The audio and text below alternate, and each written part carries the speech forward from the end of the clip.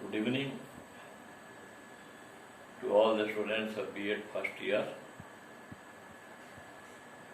2019 to 2021, C7A Unit 3 Methods of English Teaching, PES-01, Lecture number 52 young.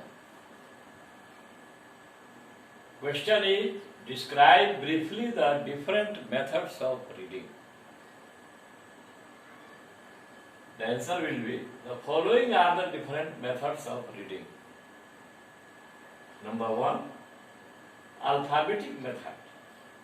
It is also known as ABC method or spelling method. It is used in West as well as in East. It was used by the Greeks and Romans and was still used till the end of Middle Ages. Many teachers are still using this method to teach reading. Now, advantages of this method. It is difficult, long, it gives advantages of this method. It gives children ample opportunity for seeing words or recognizing words correctly written. Number 2, English alphabet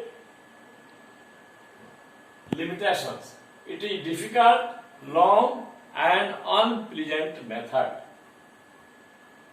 Number 2, English alphabet is not complete. 3, it promotes cramming or rote method. So these are the limitations, drawbacks of this method. Alphabetic method को ABC method भी कहते हैं, spelling method भी कहते हैं. इसका प्रयोग पूरब से पश्चिम तक किया जाता है, पूर्व से पश्चिम के देशों में. इसका प्रयोग यूनान वासियों और रोमन वासियों ने किया था और मध्यकाल तक के अंत तक इसका प्रयोग होता था. आज भी बहुत सारे शिक्षक जो हैं इस मेथड का प्रयोग रीडिंग को का शिक्षण करने के लिए करते हैं. इसका लाभ है, यह बच्चों को शुद्ध रूप से लिखित शब्दों को देखने और पहचानने की क्षमता प्रदान करता है.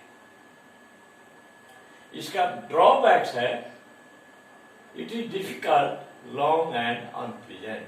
यह कठिन है, लंबा है और आनंददायक नहीं है. दूसरा है, English alphabet is not complete in itself. English में जो अल्फाबेट है वो अपने आप में कंप्लीट नहीं है. नंबर 3, इट प्रमोट्स क्रेमिंग और रूट मेथड. यह रटंत प्रणाली को प्रोन्नत करता है. नाउ दूसरा, second, syllabic method. In this method, the unit of teaching is syllables instead of letters of alphabet. Alphabets के लेटर्स के जगह पर इस मेथड में शिक्षण के इकाई का जो सिलेबल है उसका अध्ययन किया जाता है. We know it very well that some words are made up of one syllable. So these are called monosyllabic words. Suppose pot, mat, cat, rat. Some words contain 2 syllables. So these words are called bisyllabic words. For example, always,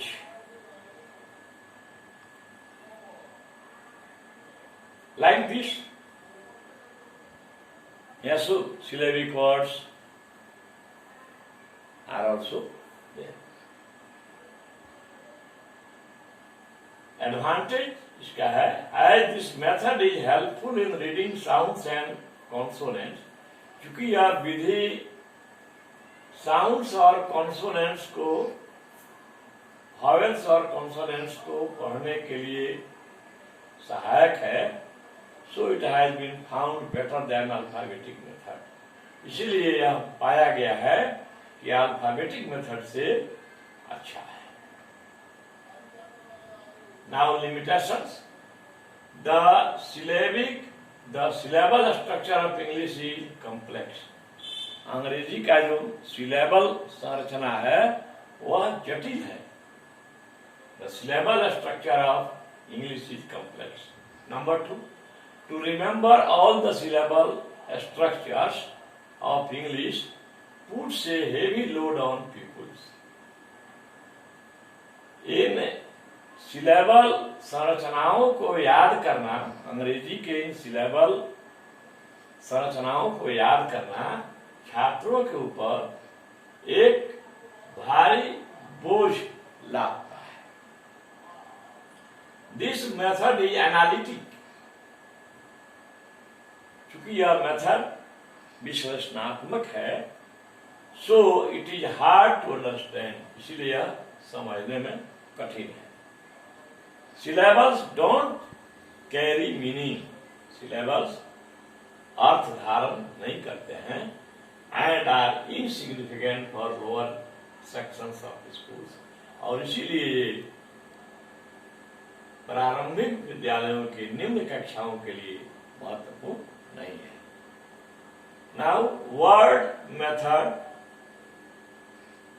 This is called look and say method or global method or see and say method.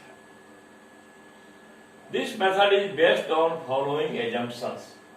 यह method जो है निम्नांकित मान्यताओं पर आधारित है.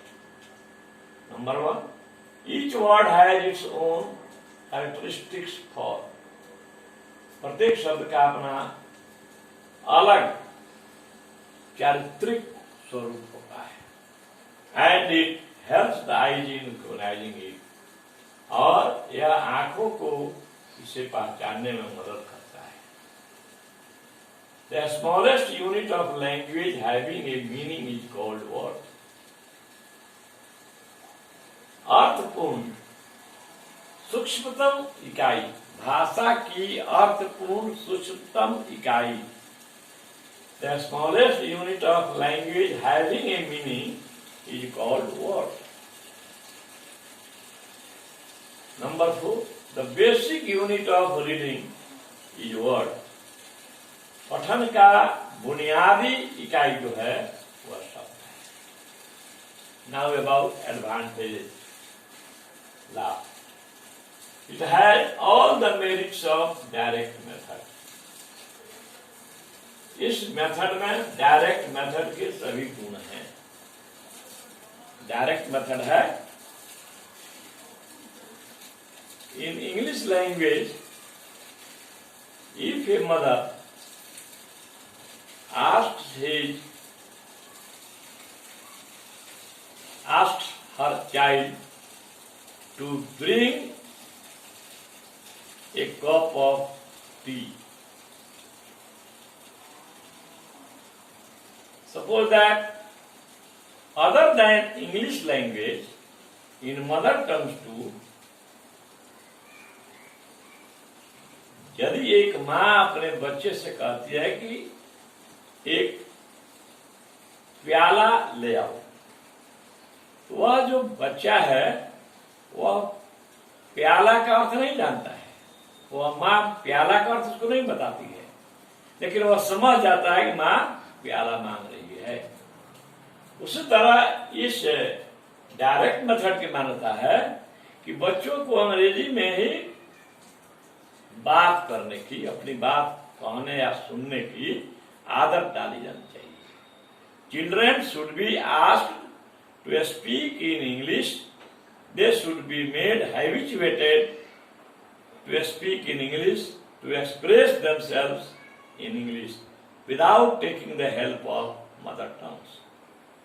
Direct method जो है कहता है कि इसमें किसी भी मातृभाषा की आवश्यकता नहीं है। बच्चों को आदत डाली है। जब हम उसको हिंदी में या भोजपुरी में, मैथिली में, बघई में, अंगिका में, बज्जिका में, उसको हम लोग और तो नहीं बताते हैं।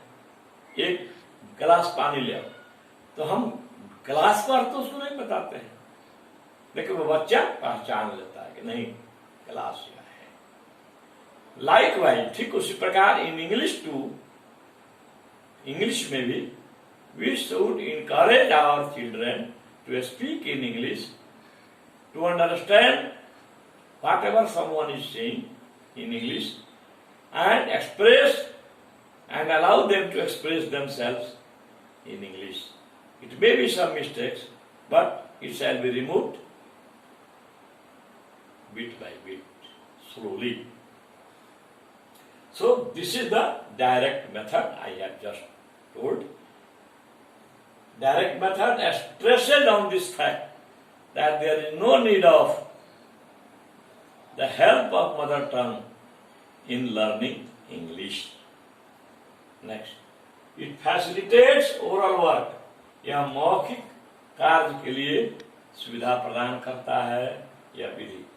तीसरा, it is a natural method because we begin to talk in words, not in letters.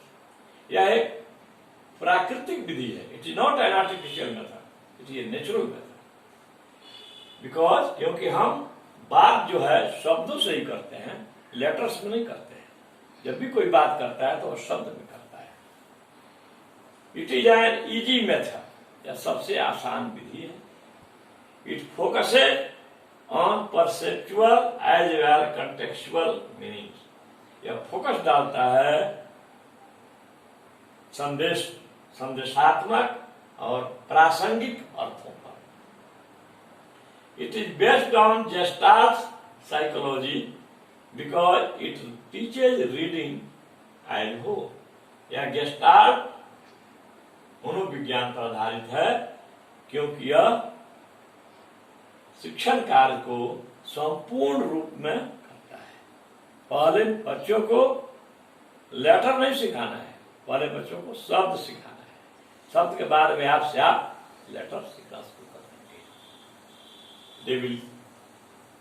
They should be taught to learn words, and after that they will learn letters themselves. This method follows proceed from simple to complex. यह method अनुगमन करता है, पीछा करता है, अनुकरण करता है proceed from simple to complex. बच्चों को सामान्य से जटिल की ओर ले चलना है। जो सामान्य जानकारी के साथ उनके शिक्षण की शुरुआत करना है जिनसे बच्चे पहले से परिचित हैं। So students should be taught from simple to complex. The things, the items which they already know, we should start our lesson from there. We should connect their previous knowledge to new knowledge. हमको उनके पूर्व ज्ञान को, उनके पूर्व ज्ञान से नए ज्ञान को जोड़ना है। It must be the ideal of a good English teacher. Next, proceed from concrete to abstract. हमें जो मूर्त है उससे अमूर्त की ओर बच्चों को ले चलना है। जैसे अगर छोटे छोटे क्लास में if we are going to teach in lower primary section and we have to teach suppose add, तो हम बच्चों को बार बार अगर कहेंगे 2 + 2 = 4, it may be possible that some students will learn and most of them will not learn. उसके लिए हमें क्या करना है कि कोई ना कोई ऑब्जेक्ट दिखाना पड़ेगा। 2 चौक इस हाथ में लेंगे और 2 चौक इस हाथ में लेंगे। बच्चों से पूछेंगे how many chalks are here, बच्चा गिन काउंटिंग करके 1 2 3 4। तो हमें कंक्रीट टू एब्स्ट्रैक्ट क्वेश्चन है, मूर्त जिसको हम देखते हैं, एब्स्ट्रैक्ट अमूर्त जिसको हम नहीं देखते हैं। तो बच्चों को मूर्त से अमूर्त क्वेश्चन है। तीसरा है proceed from known to unknown principles, जिसको बच्चे जानते हैं उससे हमको शुरू करना है, ज्ञात से अज्ञात की ओर। ऐसी बात नहीं कहा ज्ञात से ज्ञात की ओर, गड़बड़ हो जाएगा। There will be more confusions if we start our lesson from unknown to known. It is the duty of an ideal English teacher to start his lesson from known to unknown, the things about which children know. We shall start from there. Limitations. All words cannot be taught by using pictures. सभी शब्दों को हम तस्वीरों के सहायता से नहीं दिखा सकते हैं, चित्रों के द्वारा। दूसरा, it does not help in developing accuracy.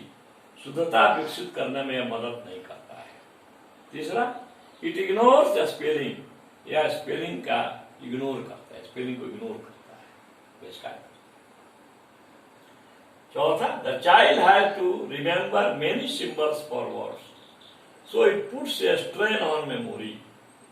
बच्चा को याद करना पड़ता है बहुत सारे शब्दों के लिए बहुत सारे सिंबल, इसीलिए उनके स्मृति पटल पर एक जोर डालता है, टेंशन डालता है। It develops the habit of guessing. यह गेस करने की आदत, अनुमान लगाने की आदत का विकास करता है।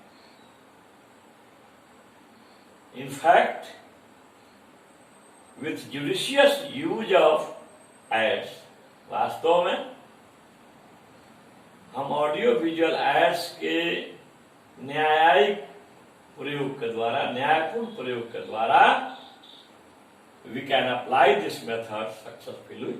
हम लोग इस मेथड को सफलतापूर्वक अप्लाई कर सकते हैं। Now remaining part of the answer will be given through next video. अब जो है इसका अवशेष वाला भाग उत्तर का अधूरा रह गया, फिर हम अगले वीडियो में देखेंगे। थैंक्स।